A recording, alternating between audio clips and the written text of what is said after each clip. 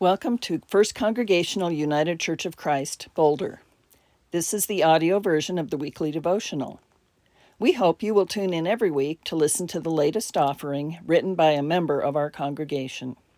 Also, feel free to check out our YouTube channel to watch First Cong's Sunday church services. Thank you. Panentheism and the Resurrection of Jesus, written by Kevin Pettit. The news of God's resurrection, first encountered through perplexity and dismissed as an idle tale, ultimately gives way to a life-giving power unleashed among the disciples themselves. And that's as true for us as it is for the disciples. Reverend Chris Broadway Bauman. Only a few days ago, Easter was celebrated in churches following the liturgical calendar of Western Christianity. At our Easter service at First Congregational Church of Boulder, our pastor, Reverend Chris Broadway Bauman, in her sermon, discussed the resurrection of Jesus and its importance.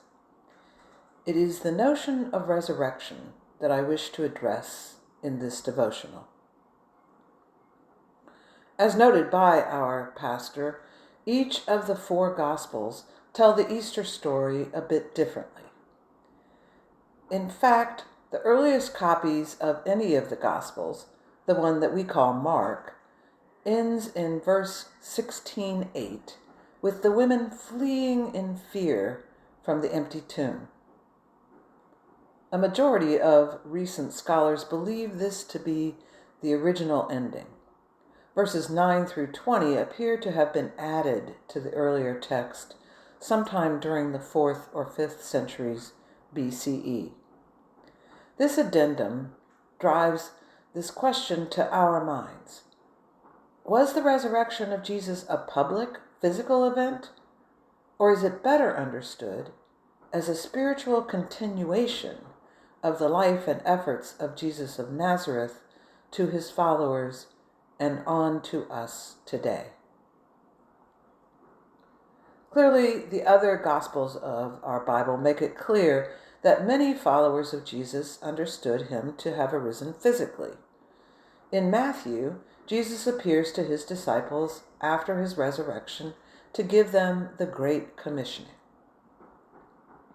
The Gospel of Luke has more extended tales that tell of an encounter with someone on the road to Emmaus, about which it says, "And their eyes were opened, and they recognized him, and he vanished out of their sight."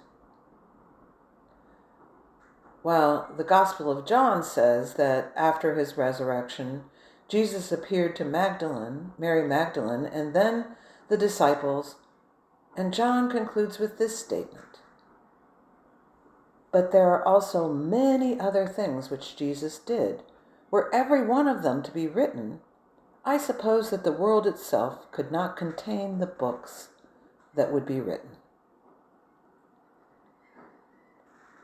My first response to the question posed earlier about the factuality of the resurrection is this: does it even matter? To me, it seems that the difference between the belief in a physical reanimation of the body of Jesus and the belief that the Spirit of Jesus and his efforts began to energize his followers sometime after his death has no practical effect on the way that we Christians enact our understanding of the way of Jesus, his life, and his leadership 2,000 years ago and now. To me, at least, the difference between the belief in either of these different understandings of the resurrection of Jesus is of no practical effect. During all our current struggles and efforts, I believe that we are led by a divine call that can be understood as the voice of God. This call was termed élan vital by French philosopher Henri Bergson, words that can be translated as vital impetus. I understand it to be the driving force for more vitality that animates everything in its struggle against the driving force of entropy, which always leads to irrationality, chaos, and irrelevance. This élan vital can also be understood as an effect of God which is in all things and always around us. This is a way to conceptualize Panentheism.